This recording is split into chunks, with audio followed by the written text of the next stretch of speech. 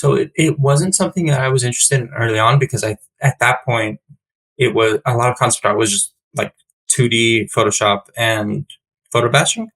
And then as I was a VFX artist, that's when Learnsquared dropped. And Learnsquared was actually really pivotal for me because there was the Jama class, the Mache class, and they were using 3D. They were like kind of doing everything.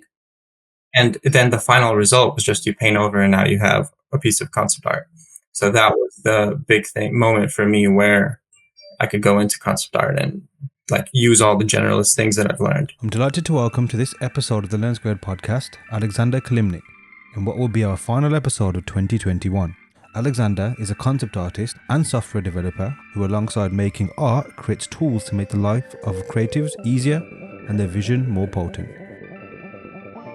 In this episode, discover how Aleksandr embarked on a journey in concept art from a very young age and how he was quick to identify shortcomings to improve upon, to the present where he's thinking of a way to nurture a career outside of the traditional client-artist structure. And also get a look into how he created the brilliant Quick Tool suite with the legendary Jama Jurabaev, plus much more. Let's go.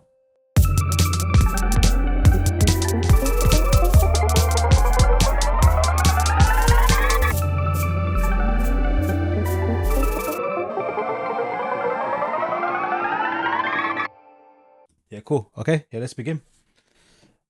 Hey everyone, welcome back to the Learnsquared podcast. I'm delighted to introduce today's guest, Aleksandr Kilimnik. Hey Aleksandr. Hi, thanks for having me. Really appreciate it. Thanks for joining me, man. I'm looking forward to chatting with you. I mean, I've been familiar with you for a number of years now, obviously in the Learnsquared circles, but we've never actually spoken, at least in terms of, not just on each other's, like, I guess, artworks and that kind of stuff. So yeah, grateful for you to jump on. I'm sure many people are familiar with you because of some of the stuff that you've done outside of work. Not outside of work, sorry. Outside of, I guess, the normal artistry that you do. But rather than me butcher that kind of intro, I'll hand it over to yourself to let everybody know who you are and just share a little bit of an origin story of yourself. Yeah. So my name is Aleksandr, and when it comes to work, I'm doing concept art. So occasionally I'll get some clients in my inbox and I'll do some work for them. But mostly the last 2 years, I've just been developing add-ons for Blender with Jama Jurabaev. So we just kind of have this little team and we just make add-ons, try to help concept artists. And that's about it. And when did I guess this is quite a vague question for many artists because there's never really like a fixed moment per se. But when did the art journey begin for you? So I got started really, really young. I was like 13 and I'm 29 now. Mm-hmm. So I started with 3D modeling and I was just like going to make weapons for Call of Duty. That was like the goal. And then after like 3 years of that, I got really bored of that and I wanted to do characters. So I started looking into sculpting, and the problem with that was I had no like drawing or anatomy experience or anything. So I went to Noman School of Visual Effects, and there I somehow ended up in visual effects. So I started doing that. Then I worked as a visual effects artist for 2 years. Then I got bored of that, and then I got into concept art. So I kind of am like a generalist who's gone through pretty much everything because I've just been in it for so long. Interesting. And like, what caused those switches that you mentioned? Was it just a case of something that you exposed and thinking, hey, that's cool? Or was it just something that kind of organically happened? So I think I kind of ran into some walls, like with 3D modeling. Back then it was very different than now. Because like back then it was even before Vitaly Bulgarov was like, here, you can do concept art and even with 3D modeling and like kind of do it all at once. Back then it was like orthographic blueprints and just poly by poly, move everything, get it perfect. Your texturing was like import a UV layout into Photoshop and then like draw over the UV lines, like no substance, nothing. So it just got old. It just didn't feel like it was fun after a certain amount of time. And then with visual effects, it was a different situation where in school it was great because I was like coming up with the concept. I was doing the modeling, the lighting, rendering, and then just adding some like smoke and fire. But at work, it was like only smoke and fire. I made like 4 tornadoes in 2 years. and I just like I'm done. I want something new. So concept art is kind of like a cool mix where it's just different every time, Yeah. and it stayed different every time. So that's been really good. And like, what was it? Well, I guess you kind of answered it. Like, what concept art? Like, why? That's something that you enjoy. But was that during those previous times, like when you were modeling, and obviously you kind of did that when you were doing the VFX stuff in school. But like, was concept art ever like the end goal, or is that something that you again like discovered not by chance, but it's just something that came to your attention maybe midway or later on in your journey? So it wasn't something that I was interested in early on because I at that point it was a lot of concept art was just like 2D Photoshop and photo batching. Mhm. And then as I was a VFX artist, that's when Learnsquared dropped. And Mm. Learnsquared was actually really pivotal for me because there was the Jama class, the Mache class, and they were using 3D. They were like kind of doing everything. Mhm. And then the final result was just you paint over and now you have a piece of concept art.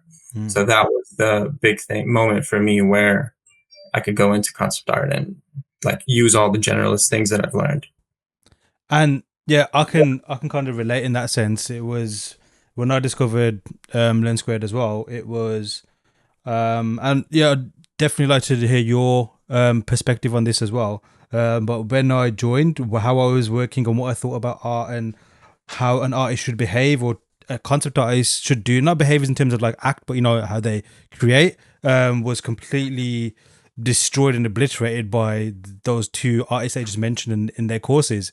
It really kind of like schooled me in terms of like what I was doing before was maybe not so much wrong, but it definitely wasn't right. Um, like, how was that for you? Yeah, it was an eye opener just to have all these kind of conceptions about how what concept art is.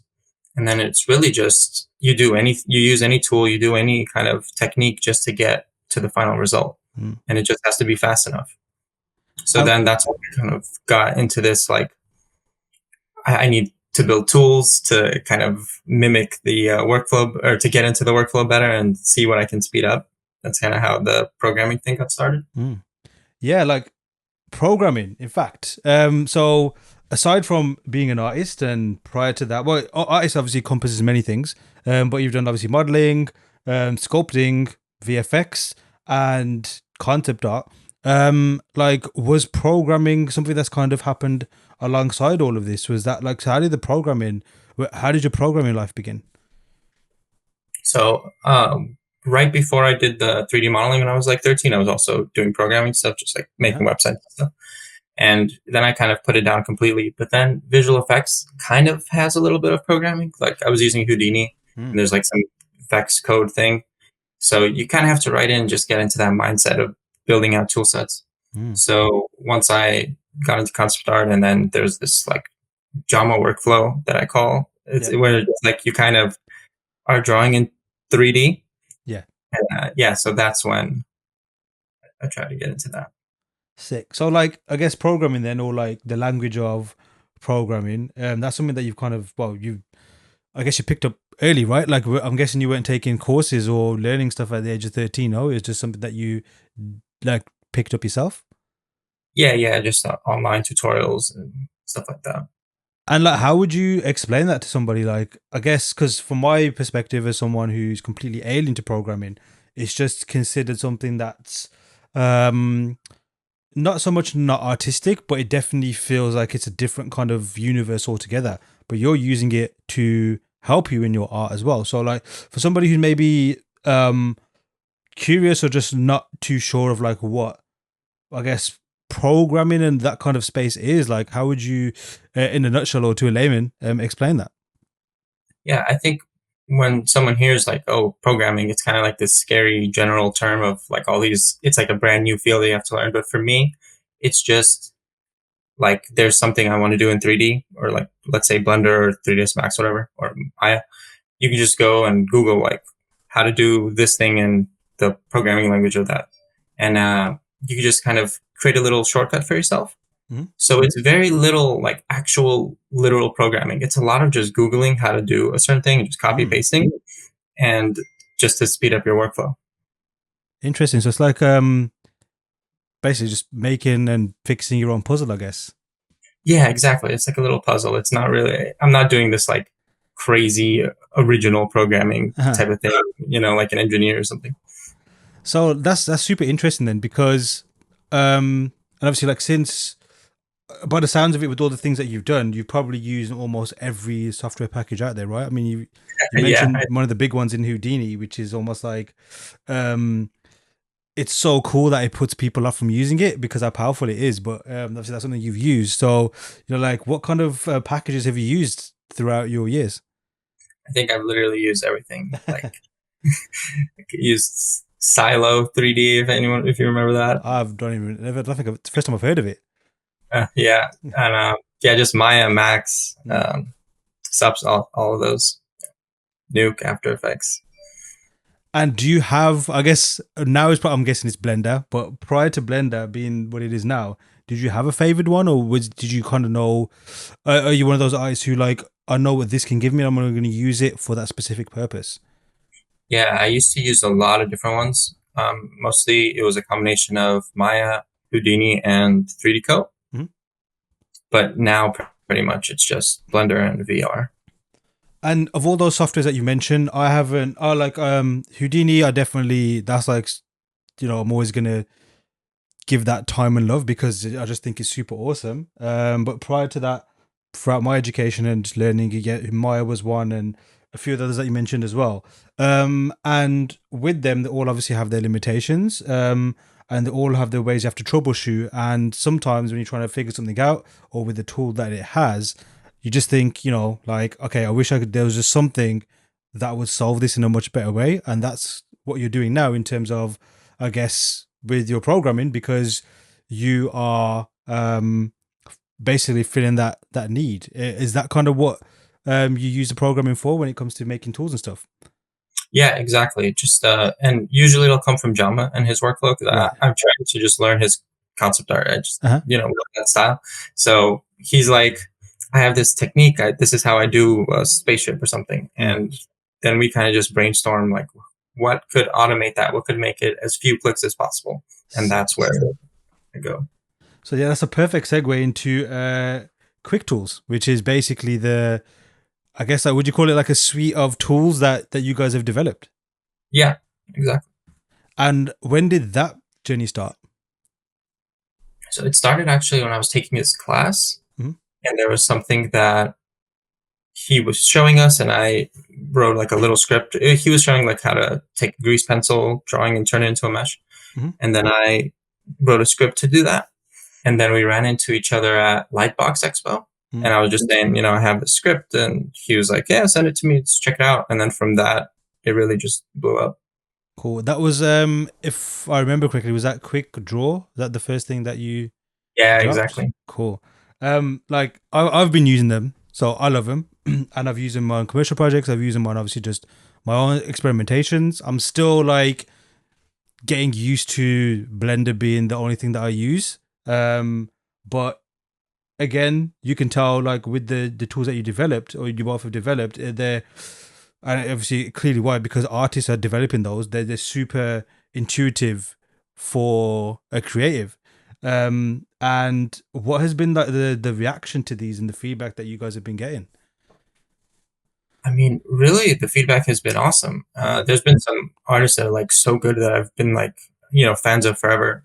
Like the One Pixel Brush guys Mm-hmm. that use the add-ons. And it's like, well, or I'll get like an email from Ubisoft. And it's Mm-hmm. like, hey, we want to buy it. I'm like, that's crazy.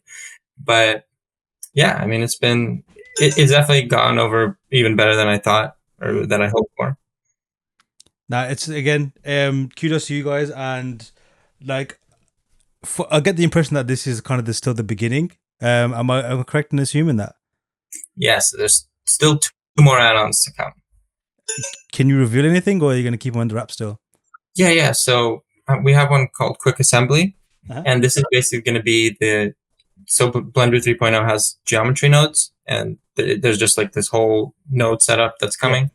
So we're just going to be focusing on making node setups, and then Sick. so the nodes are going to be under the hood, and then Quick Assembly would just be like pops up a few settings, set it up, and then you're done. So the user doesn't have to deal with the nodes. Yeah. Yeah, and then Quick Sculpt, we just Jama focuses on sculpting a lot lately.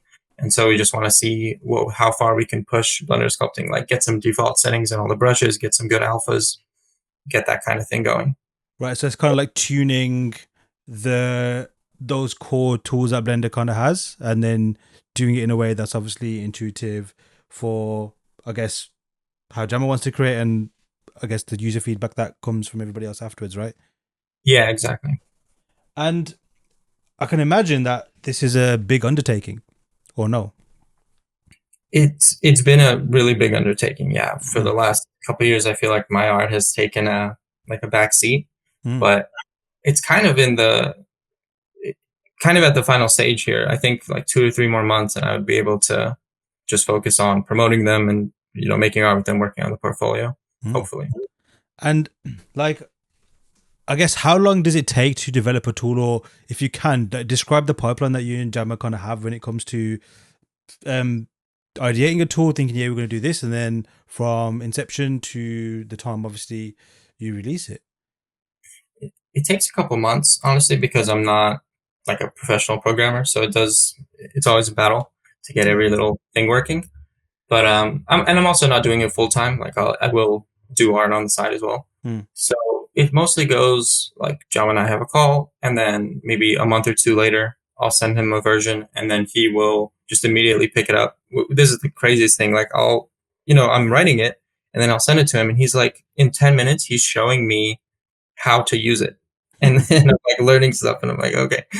And yeah, so then we usually just have a few iterations like that. He'll come up with new ideas, I'll come up with new ideas, and then it gets somewhere to a final. Wow, I mean, like 2 months for me, that sounds like a quick turnaround. Like, when I think of, if I had to do that, I'd think like maybe much longer than that. So like you mentioned, obviously, again, quote unquote, you're not a professional programmer, yet you're making, in my opinion, a tool that is helping, obviously. Well, it does not my opinion, it's definitely the fact that you're helping professionals make professional level stuff. But I know where you're coming from. But like, so let's say if you were a quote unquote professional programmer, how long do you think it would take you? I feel like it would only take a week or two, just in terms of how much code there is. I don't think there's that much. It's just, I tend to just like run into one problem that takes me a week or two. I think if you didn't have those, then yeah, it'd be a lot quicker. And again, like, this is super like interesting to me, that specific space, because again, it's so alien to me. But yet all the tools that we use are built off this kind of stuff. And it's like do you so let's say you release an add-on, and obviously I'm on the Discord as well. Sometimes people are saying, yeah, I got this issue, I got that issue, and that issue. I can imagine, like, doesn't that take sometimes as much time to fix those problems than it is making the thing, or not so much? Yeah, little bugs that come up because people just you do things that you cannot possibly even imagine doing, like when you're testing, and then answering them also takes time. Yeah. And what kind of things, like, would you say for yourself would maybe help you to, I guess, not so much make things better for yourself, but like, I guess, streamline the process, or like I guess like a wish list of things, like if I had this, that, and the other, then things would be much more of a dream to make these things. I guess I can't really think of anything like that. I feel like we have a good process, we have a good workflow, and everything's been going kind of fine. Sick. That's cool. And again, it's just like another beautiful story of the power of, like, say, collaboration. Because it's clearly an undertaking from yourselves, and doing that. Like, how has that journey been for you? Like, has it shaped you and changed your outlook on certain things in a different way, or just made things better, or maybe not at all? Yeah, it's really changed my whole approach because, first of all, just kind of to be able to work next to an artist like Jama has been helpful in terms of art as well. Just kind of seeing how he goes at things. And then just to imagine that maybe I can be helpful outside of just working for clients. At this point, it's like, do I even need to work for a client like one particular month, or can I just make a YouTube video and kind of promote the add-ons, and then the add-ons get more sales? So Mhm. it's opened like a whole bunch of things that I really didn't expect. That's awesome to hear. And I think it's something that I've been thinking a lot about just generally about our creative sphere and the space and everything. And um like let's use the genesis of Learn Squared as a marker and prior to that, because from my perspective, like the whole digital art space I was just unaware of prior to that point. And the what I had as a perspective on what a career could be and should be was quite, I guess, traditional and linear. Like, you work in for a company and you get a salary and all that kind of stuff and work your way up, and then things happen that way. Yet today, my career has been complete opposite. It's currently freelance, and it's been full of surprises and unexpected opportunities and so on and so forth. But then even still, it's always been a case of like the art that we make is to either work for a company, whether it's freelance or not, and then produce art and then make money and then keep doing that. But yet, obviously, like creatives like yourself who are making art, they're clearly artists. I mean, like just to say, like you still like, I guess your main on your say quote unquote business card is concept artist, right? Yeah. Yeah. So again, you define yourself as a concept artist, same as myself. But yet you're showing that yes, you can still do that. Where it's like basically to cut my ramble short. Like the career doesn't necessarily have to be just to make art for a client. Like you've just shown, you can do other things where it's a case of developing software. Obviously, Jama's doing a bunch of crazy stuff where it's like developing softwares, obviously tutorials and big, medium, small. Mache and the co-founders, obviously with Learnsquared, like showing that it's not just art you can do, and obviously yourself with like the quick tool suite. Is like there's software you can make. There's many things you can do. And like, what is your thought process now? Now you just kind of just touched upon that recently, just now. Sorry, because obviously you mentioned that. Hey, do I need to even work for clients anymore? But obviously money still needs to be made. So like, I'd love to jump into that topic a little bit deeper. Like, what kind of ideas are coming to you right now, or maybe possibilities of like, like what? But yeah, I guess a simple question is, how do you see your career looking like in the future now? Yeah. So I think the most interesting example of that is what Vitaly has done with the Cold Symmetry Studio and making a video game. Mm. I think like Unreal 5 is so crazy now. I mean, technology has moved like so far now that I feel like you can have three just artist friends and just outsource everything else and you can just make a game. Mhm. So the only issue is just having enough money like on the side to be able to do that, or maybe just like working for clients half the time and then working on a game half the time. Mhm. So I think that's definitely the future for me, and hopefully for a lot of people, is just band together with friends and make Unreal games. So excuse me. Yeah, now games. I mean, so is that something that you definitely want to do? Like, is game or making a game, um, not so much a bucket list thing, but is that something that's like a project you definitely want to undertake? And do you want to spill any beans on that? Like, do you have a kind of like type of game you would like to make? Or do you have like any certain kind of taste and stuff? Because, like you mentioned, Vitaly's because Symmetry is a perfect example because I believe you mentioned that that's basically based on his and the team's like, I guess, influences and stuff that just found cool and obviously turned it into that world and that game. So do you have anything like that that you would like to make? I tend to just like Call of Duty and that type of game. Like Battle Royale would be what I would make, but Hmm. in general, my dream would be to work with big, medium, small on this. Nice. So if they come around to making him, I haven't talked to Jama, and I don't know what his plan is, but I assume they will eventually do something like that because they Mhm. have all the assets and there's so many great artists in there.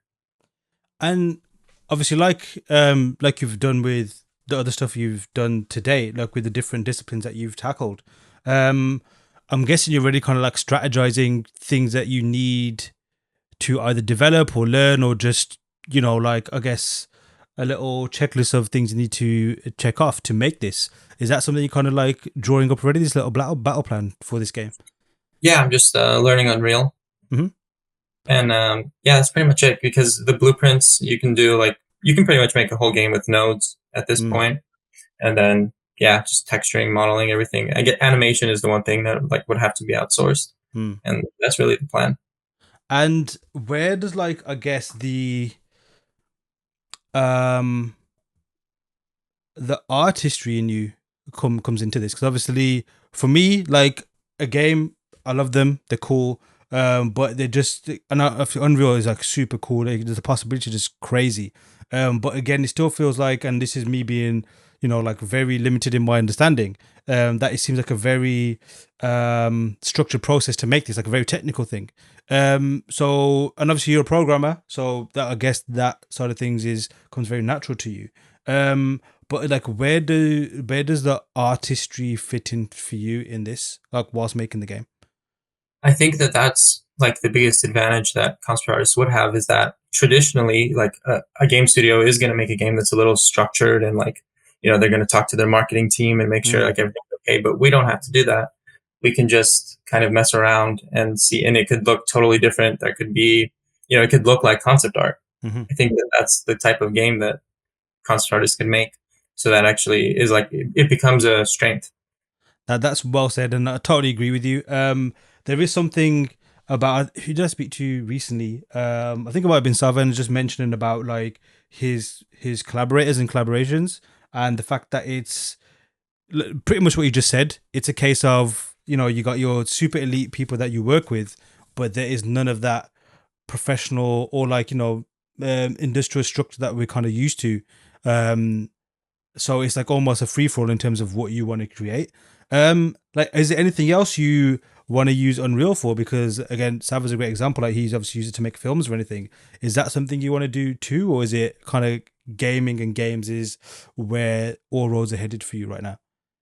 Yeah, I mean, short films I was always interested in. It just, I think with Unreal now it's a little more possible. Back, a couple of years ago when I was thinking about short films in the future, like working with actors and that kind of thing, I think is impossible for me at least. Mm-hmm. But for like, just with Unreal, I think short films are also a great possibility. And so, where are you at in your Unreal journey right now? So you kind of like obviously mentioned that you're learning it. Like, what kind of experiments you've been doing? I've seen the one that I think, correct me if I'm wrong, but the one that you've released or the posted is the one with the is it the Lost City, the big, medium, small assets? Like, you did some pieces on that. Have you done anything else? No, with Unreal, I've been kind of not using it the last month or so because I'm Uh just huh. focusing on getting the updates out. Mm. It's really like these last few months, and then I think more Unreal, more art will Mm. be time. And when you come to making art, like, do you have a particular approach to it, or do you kind of like say, do you have like a list of hey, these are projects that I want to do and ideas, or do you kind of just, as soon as you open the file or open the canvas or whatever, you just, that's when it begins? Like, what's your approach when it comes to that? Yeah, I have a list of ideas that I've been keeping from for like 10 years. So Uh, there's just a ton of stuff. It's like so, 10 pages long, and then I just pick something based on how I'm feeling. and like for me, from seeing your work, like I've noticed like certain themes and I guess like a style or kind of things that you explore, which obviously I enjoy. But like, how would you describe your your work, or maybe not so much the work, but like the kind of subject matters that you want to or tend to explore? Like, how would you describe that to, I guess, the audience and just people in general? I guess I would be interested to hear how you describe it because I'm not sure. I feel like I just kind of do a lot of different stuff. Uh-huh. I don't know if I have a particular style. Well, I mean, it's all like realistic based, but Mm-hmm. in terms of the subject, I'm not sure. I mean, like, just from some of the ones that I've seen you do, like in the past, and to till today, what's happened to my tongue today. But it's like there's always like, I guess, a sense of like exploration and like scale. Like, there's always something like when the viewers here, there's always something like grander than the viewer. Like, their point of view is they're seeing something that's mysterious and epic. And um, correct me if I'm wrong, but I think you did some like Alice in Wonderland stuff, I believe. Yeah, yeah. And then like, just other things around that kind of space, and whether it's like, something that's not so much say fantastical, but even, like something that's more grounded, there's always that kind of that's I guess like my take on your work. So yeah, correct me if I'm wrong and tell me if I got it completely misconstrued. No, that's right. That's right. Yeah, I guess I am trying to put scale in stuff. Mm, I mean, that's kind of like concept art in general. I feel like mm, you always put some, like you see the back of the person, and then there's some mm. big thing in the background, and there's fog. So it all looks kind of, Yeah, I guess that's a perfect tutorial, right? Like those yeah. 3 steps. That's the most diluted form you can get of or sorry, no, more like I guess condensed form of concept art.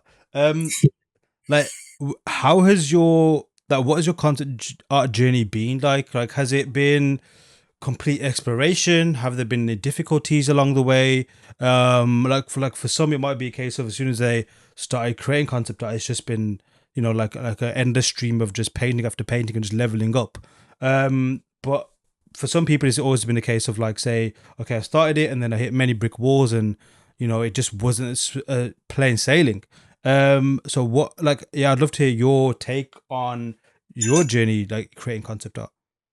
Yeah, it's been pretty difficult, I would say, because I always have this like 3D knowledge and a lack of 2D skills. Mm-hmm.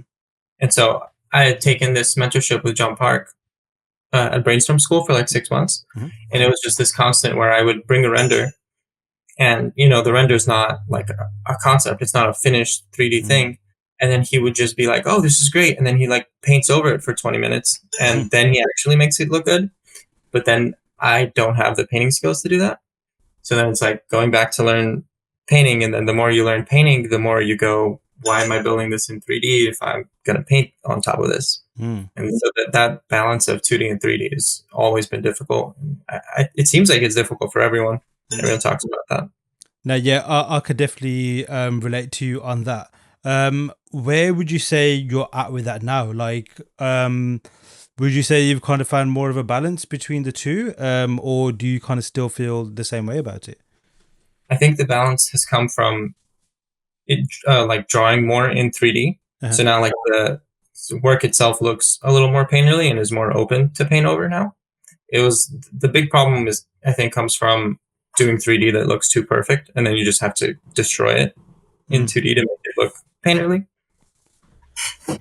And Yeah. like, just jumping a bit away from concept art at the moment. Like, obviously, you've been freelancing for quite a while now. Is that correct? Yeah, like 3 years. And how has that journey been like for you? Like, has that because like freelancing is I guess something that's a goal for many people, or like I guess something that they want to end up doing, perhaps whether in a studio or not. Like how did that start for you? So the visual effects company that I was working for, when I left visual effects, I kind of like just stayed in touch, and they said, when you get better at concept art, we'll see if we have any concept art jobs for you. Mm. So they were the ones that reached out, and they had like Taylor Swift music videos that Mm. I did concept art for. Sick. So, and then from there, I did a job. I basically went on IMDb and just looked at production designers, and Uh-huh. then Googled their names and found their emails and emailed a bunch of them. And one of them replied to me, who was like super, I can't remember his name, but he was like super famous, and he like gave me a little project, and then I met with him. That was really cool.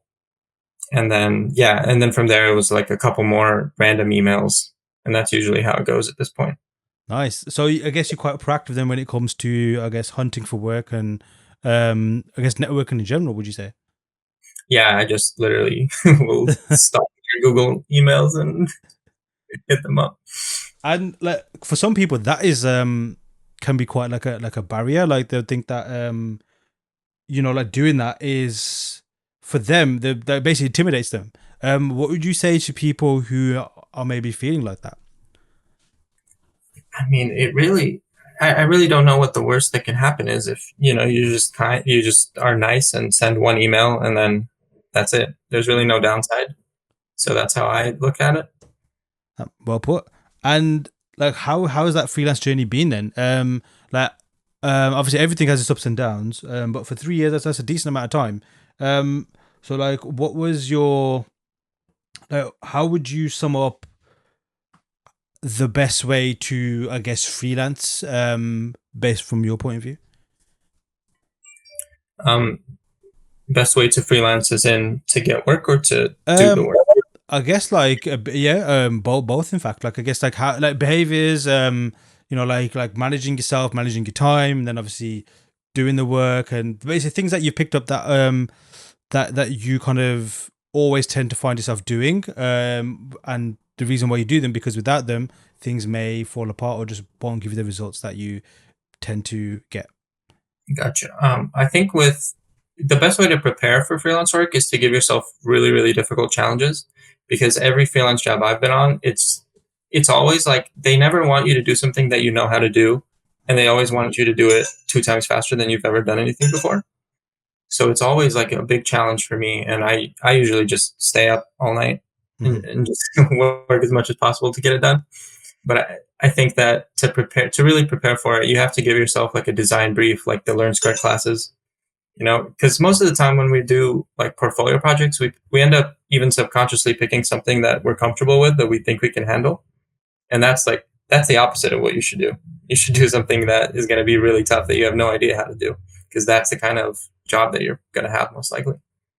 That you definitely nailed it there. Like what kind of challenging things have you set yourself then recently, to help remedy that? Um, so lately, I'm just trying to focus on speed because that's like the biggest detriment for me is like I'll just get into a point where I'm like, should I move this box 2 inches to the left and then move it back? And it's like Mm, 3 a.m. So I try to just get through it, get through the 3D part as fast as possible and get a render out and then just paint on top and just see like try to get to a rough finished version and then step back and see what I can go back and redo. That's been helpful for me. mm. And in terms of like, I guess the kind of work that you've had, what kind of work, obviously stuff that you can talk about at least, what kind of work has it been? Like, have you been doing a similar kind of stuff or has it been a big variety? Obviously you mentioned that you worked on music videos. Like what kind of, I guess, spaces have you worked in? Like, has it been the same thing or have it been a big variety? It's all been so. Besides the music videos, which were a long time ago and were kind of like really small jobs, Mm, uh, lately it's pretty much like realistic, similar stuff to the concept art that I have in mm, my portfolio, except just very grounded. Like, well, not too grounded. I mean, the last job that I had was Cowboy Bebop, mhm. so I just did Cool. like some design for the city and some of the like asteroid stuff. And yeah, that's I forgot the question. Oh no, just more like I guess the kind of jobs that you've had and like yeah, has the style been different or has it kind of been I guess within your creative space? Yeah. So this last job was definitely within the creative space, and yeah, I guess they tend to hire me based on the work that I have, so they're not giving me anything too different from what they see I can do. Hmm. And do you have like say when it comes to freelance, do you have like a certain goal in mind, like the kind of stuff you want to do? I guess obviously you kind of mentioned that a little bit earlier, thinking that maybe even not having to do that type of work anymore and do something else. But let's say assume that that you were to stick with the current freelance stuff. Like, do you have a certain goal or type of projects you want to reach to, or are you one of those artists who's a case of like whatever kind of work is needed, as long as obviously you can do the job and everything else falls in place, you're happy to be like a hired hand, so to speak? I definitely want to do just more like movie work of like a good movie, like Mm. The Matrix that's coming out next week. Like working on something like that would be amazing. Um, yeah, I feel like I'm not at that point at that level where I can get those kinds of jobs. I'm kind of at the level of like, oh, here's a small part of a small job. Right. Again, yeah. So I still have some goals there. And why would you say you're kind of not at that level, so to speak? I guess it's quite an obvious question, or maybe like a generic question. But the reason I ask it is, or to add more specificity to that, I think that's the word. Is a case of like, what kind of things would you say that you're perhaps need to develop to get that kind of work? And how far away would you say, based on your current, I guess, knowledge of yourself and your skill set and your assumptions, um, are you to reach into that level? I just feel like my portfolio right now is really my work or my skill level from 2, 3 years ago. Hmm. Like even like what you mentioned earlier, the Alice in Wonderland thing, like that is kind of one of the things that people remember that I've Hmm. done, and that was like literally one of my first concepts, like Hmm. 3 years ago in John Park's class. So I think I just need new work and to actually see. Like I've been building out these tools and like practicing fundamentals and just making little test scenes, but I Hmm. need to go and make a new portfolio and then see what kind of jobs I can get from that portfolio and what I can learn from those jobs. And then hopefully at that point I would grow into a better artist. Sick. I can totally relate to you on that. I'm literally in the midst of just redoing my whole portfolio as well. And similar to yourself, it is anything that's on there right now, aside from a few maybe more recent stuff, is like say a number of years old. And work hasn't been new work hasn't been released or created for different reasons, but kind of similar to yourself. There's other things happening that have taken time away from, I guess, art and stuff. But like, and from my perspective, that's obviously can be very frustrating, and like sometimes you can do it on a bit too much. Like, has that bothered you at all? Like, not being able to make art? Obviously, we're still making stuff and stuff that's been super useful, obviously, to people like myself and many artists in the community. But like not so much trying to put a downer on it, but like has that bothered you that you've not been able to do concept art, which is, I guess, the like your calling card? Yeah, it's been occasionally gets tough, but then usually I just when it gets to that point, I will go and make a little thing, but it Mm, ends up being like a promotion for quick tools anyways. mm, So it kind of it has its downsides, but I think I'm finally seeing the light at the end of the tunnel here in a mhm. couple months. So And like, what have you got? Like, I guess, what are you looking forward to the most in those couple of months? Like, obviously, the obvious one might be just to make art. But are there like any specific projects that you're gonna kind of tackle straight away first, or like, or would you even maybe take a break before you go straight into art, or are you someone who just kind of like once one thing's finished, you go straight to the next thing? yeah, I pretty much just go straight to the next thing. And I mean, I'm already starting to like work on things Hmm. that I'll just go and develop further in a couple months. But yeah, mostly it's just I want to try and do new things for my portfolio that makes everything that I have now not look as good, Hmm. much worse. So that's the goal. And in terms of like to, I guess, like improve it, how would you, or like what kind of your markers for um improving, like how would you judge when it's better? Like, do you just know that if you were to do it again it would look to a different level, or do you have you put like a strategy in place? So I think the strategy really is to make it try to make it more unique. I think that's the biggest thing. Like when I look at my work I don't like.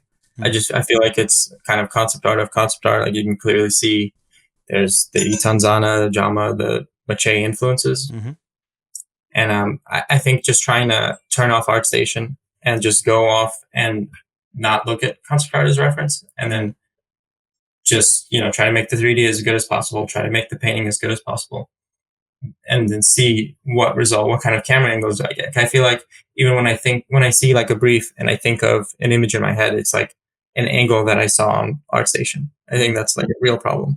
So I want to get around that.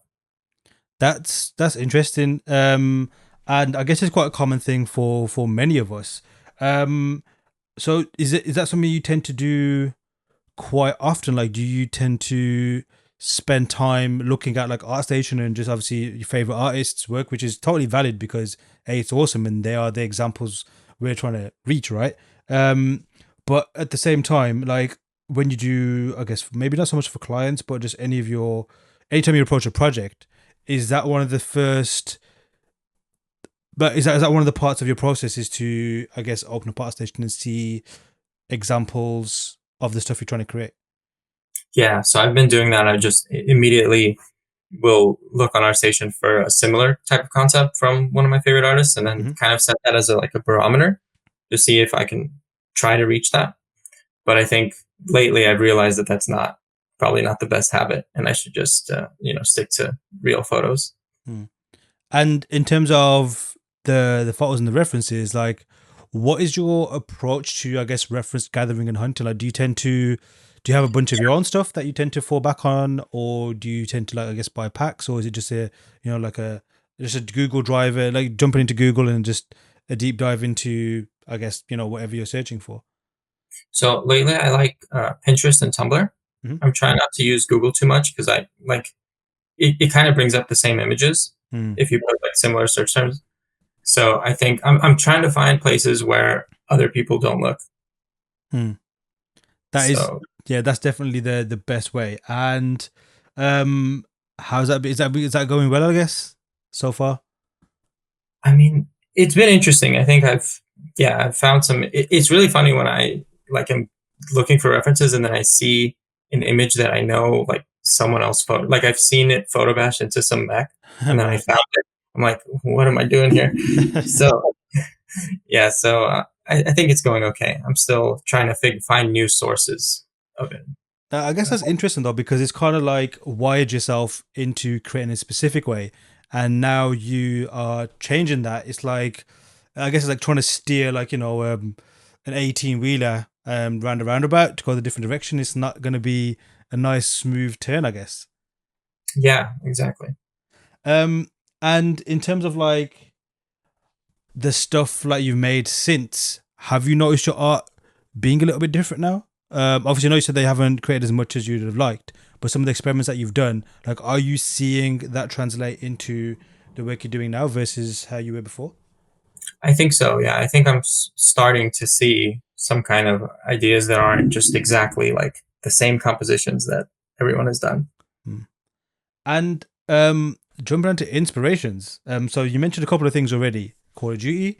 As you mentioned, your favorite artists and The Matrix. Sticking with, I guess, games. What other things apart from Call of Duty, like games wise, have inspired you, maybe even shaped you over the years? I was a big fan of the first Bioshock Hmm. and just that kind of world.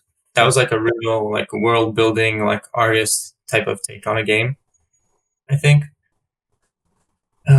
Yeah, I mean single player games like Half Life Yeah. was also a really cool one. Yeah. And how about, like, I guess, before we jump into movies, what about any other mediums like music and books and stuff, and I guess anything else? Like, do you tend to, are there like any go to places that where there's just not even just for art's sake, just for, like, I guess passing time and just, you know enjoying yourself? I don't read any books. For some reason, it just makes me sleepy.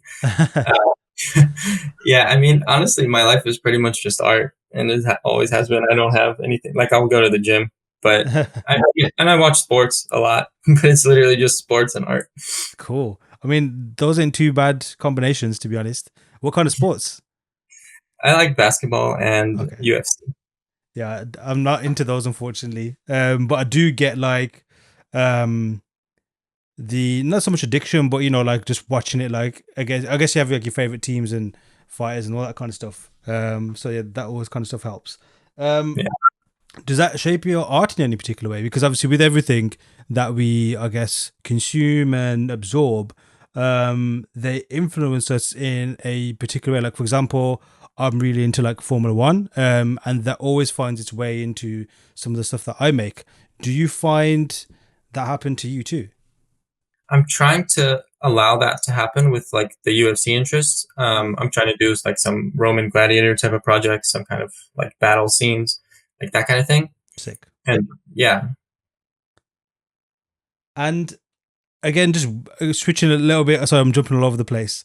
Some of the stuff, obviously, I can imagine developing, all the tools that you've been developing over the last few years, um, and the shortcuts. There's not so much shortcuts in, like, in a, like, it's just a shortcut, but how easy it makes this. It's like a smoother way to get to your finished piece. I mean, like, I think the mech that you just did recently is a great example of, you think you showed a little process of how you used quick tools before you ended up using some assets to realize it. Like, are you kind of already in your mind thinking, okay, if I were to make this, I already know how I'm going to tackle that with the tools that you developed? yeah, exactly. That was a big problem with like working, especially for clients when things have to be done so quickly, and I have to do some kind of thing in 3D, and then there's just all of these problems that I would run into. Like when you get an asset and then you have to change the shader, and you have to go in and like manually change all of the images and Mm. scale them like one by one, and it just took so much time. So that's like quick texture. You just press a button, scale it. So I'm trying to get rid of all of those issues so that I can just like work without having to think about how to do things faster. Sick. Now again, I'm probably gonna thank you a few more times before we end today. But yeah, like, thank you for making those, because yeah, they've just been super useful, and they're super enjoyable to use. Awesome, man. I appreciate it. Movies. So you mentioned The Matrix, and that's something that you'd like to work on. That type of film. So I'm guessing you're a Matrix fan. Yeah. Really Mys- big. Myself too. Are you someone who likes just the first one, or do you see them as like the trilogy as entire film, like I do?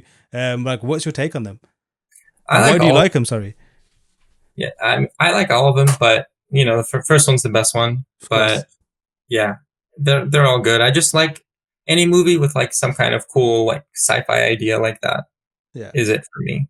How old were you when it first came out, or when you first saw it? I think I was like 15 when I first saw it. I Same. didn't see it in the theaters. Yeah, I remember something similar, and yeah, I guess I'm sure we're speaking for like so many people. It was just like mind blowing, like Yeah, just seeing that. It's something like yeah, like in fact, forget my experience. What was your experience like when you first saw it? Like, what was happening in your creative brain, your programmer's brain, and your artist's brain when you were watching that? it's just like I want to build the Matrix. Yeah. And I guess, like, say, looking through an artistic lens, what is your let's take the first three, or let's say even the first one. What's your, I guess, favorite shot or moment, or like, say, if you were to pause it on a screen and that's like, say, your wallpaper, like, what would you pick from that film? For me, it would be when he sees the code Mm, towards the end. That one just sticks out, like to see things for how they really are. sick. Yeah. And did you play the game Enter the Matrix? No, I did not. Oh, really? Um, like, I think it was a PS2 game. And I just remember from my experiences playing games back then, anything that was linked to a movie, the game used to be like trash. It was just a case of, it's just a licensed thing and it's just going to sell loads of units, and it's just normally terrible.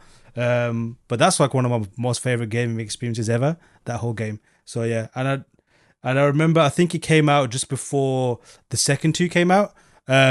So when you completed the game, they had like some basically footage of those next two films. So when is it the second one when Morpheus and the agent are fighting on the trucks, and before Neo saves them before they crash, and then so basically you see that scene, and then a bit of obviously like the third one. So yeah, now that like, as a tie-in experience for like a game and a film, yeah, that just ticked all of the boxes.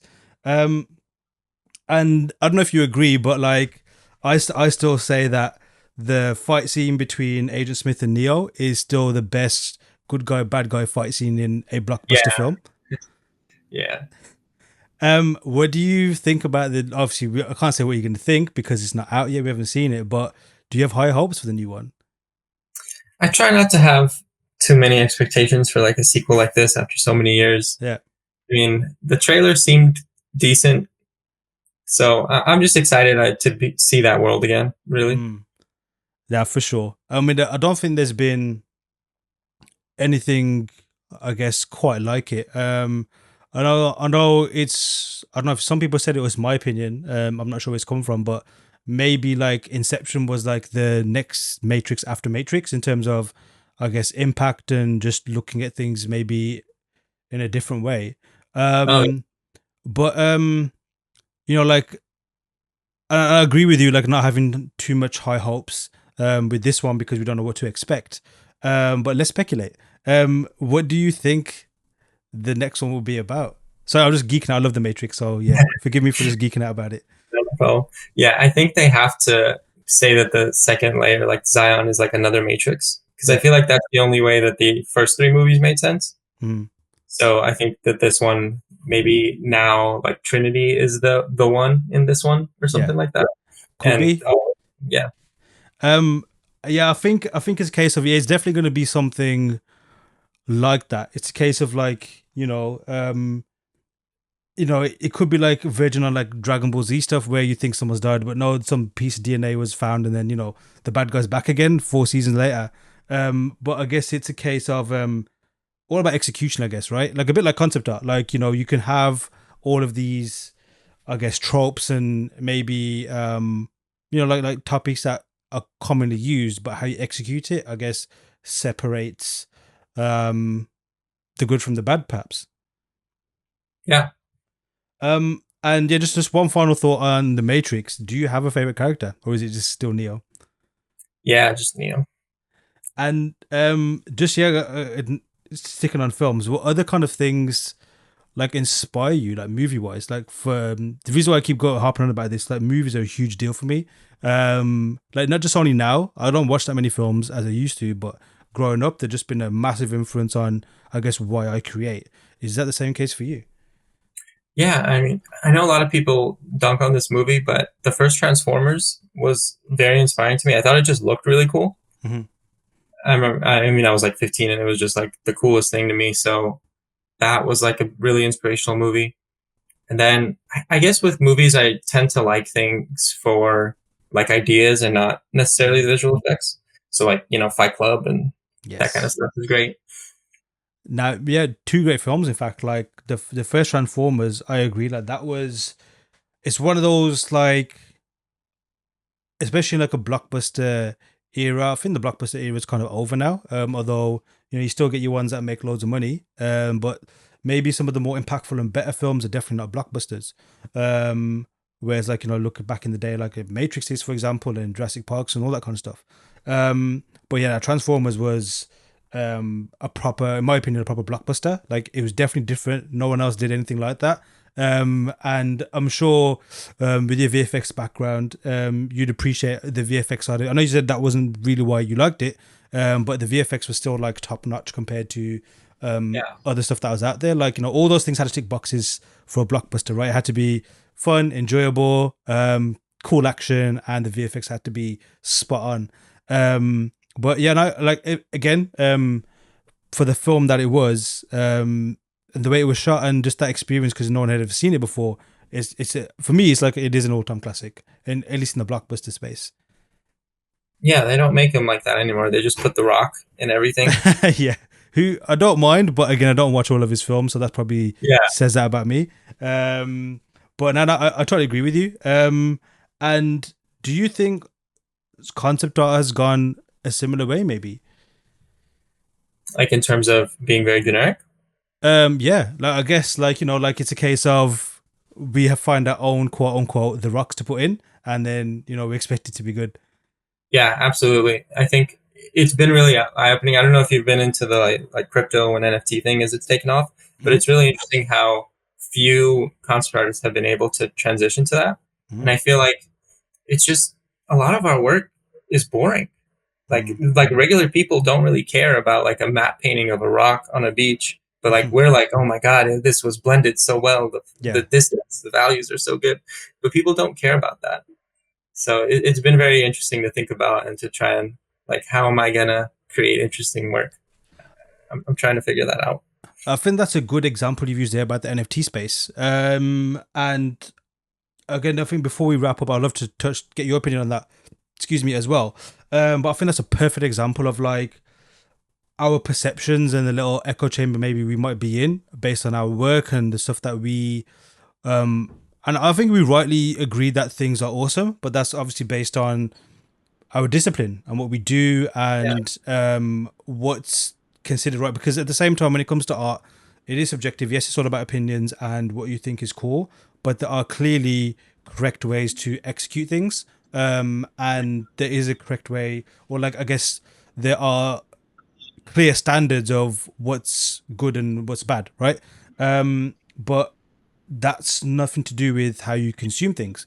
And like you mentioned, yeah, the NFT space, like, some may consider that kind of stuff boring or not be able to transition over that. So the first question is, um, do you dabble in NFTs, either maybe as a seller or a buyer? Yeah, yeah. I've tried to sell them. No one's bought mine, but I've bought a bunch. Now, I'm sure after this episode, you get many, many buys. Um, like, what's your like? How long have you known about NFTs? Where you like are literally crypto and NFTs kind of all at the same time, and I'm still trying to kind of like figure out and even get into the whole space or anything. So I haven't set any sales up yet or put anything for sale yet. I even got onto a platform, to tell you the truth. But like, what's when you first discovered what NFTs are? A, did you understand it straight away? And B, what was your first, I guess, impression of it? Yeah, so NFTs I discovered like a year ago, and I Mhm. had a little bit of doubt as always, but I moved pretty quickly to not doubting it because I made the same mistake with crypto. Like I bought Mm. one Bitcoin in 2014 for like $400, Mhm. and then it doubled to 1,000. I was like, oh my god, I'm selling, and now Wow. it's like 50,000. And now it's just paying every day. Wow.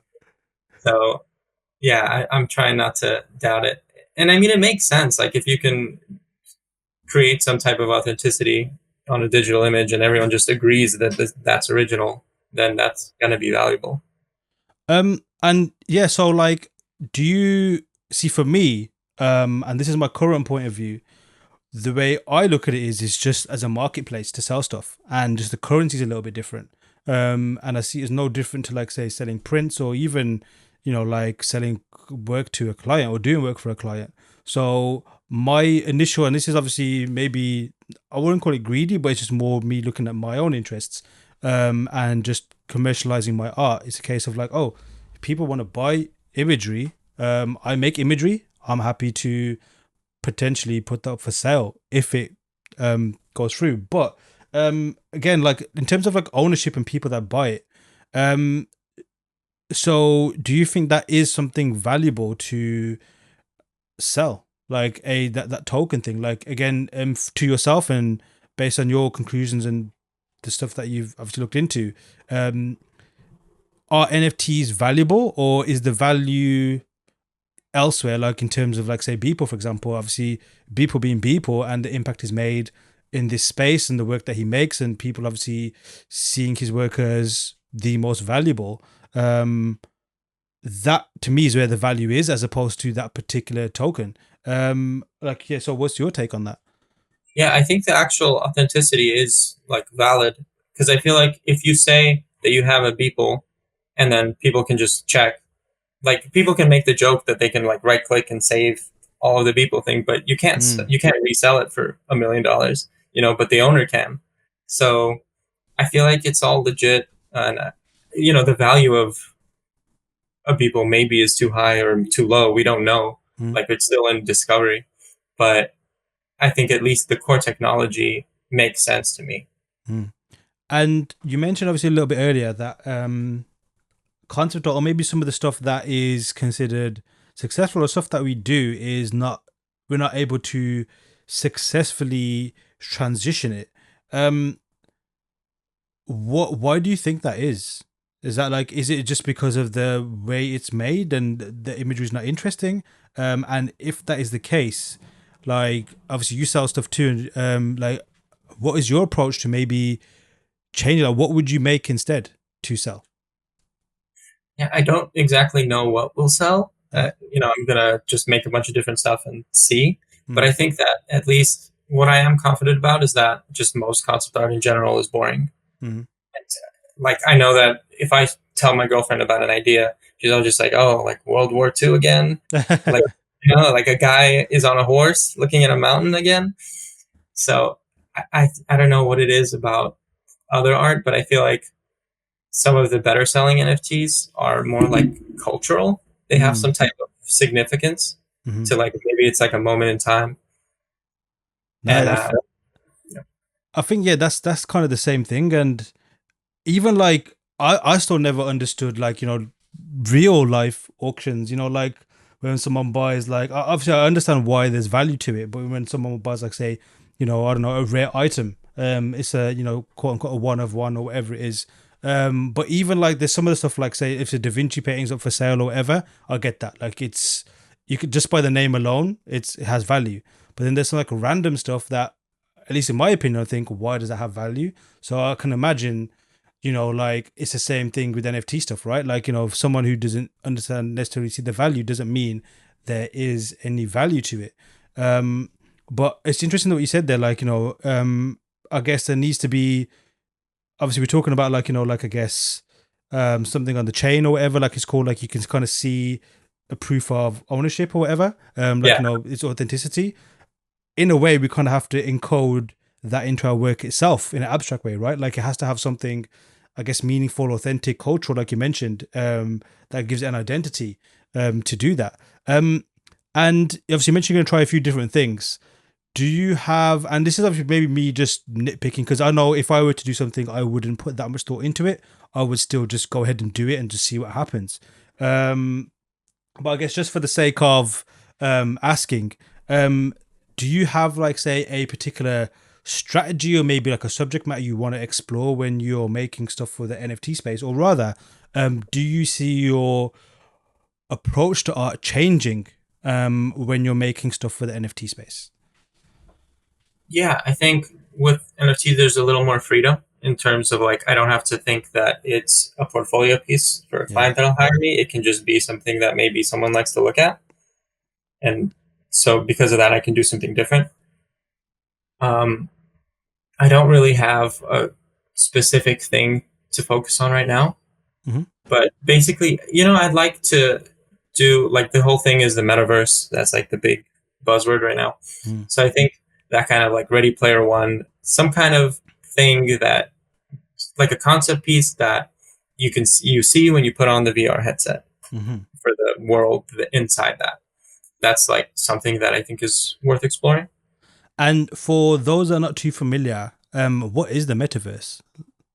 So I guess the metaverse is just like the internet in VR, Mm-hmm. where it's like the one place that everyone will live digitally.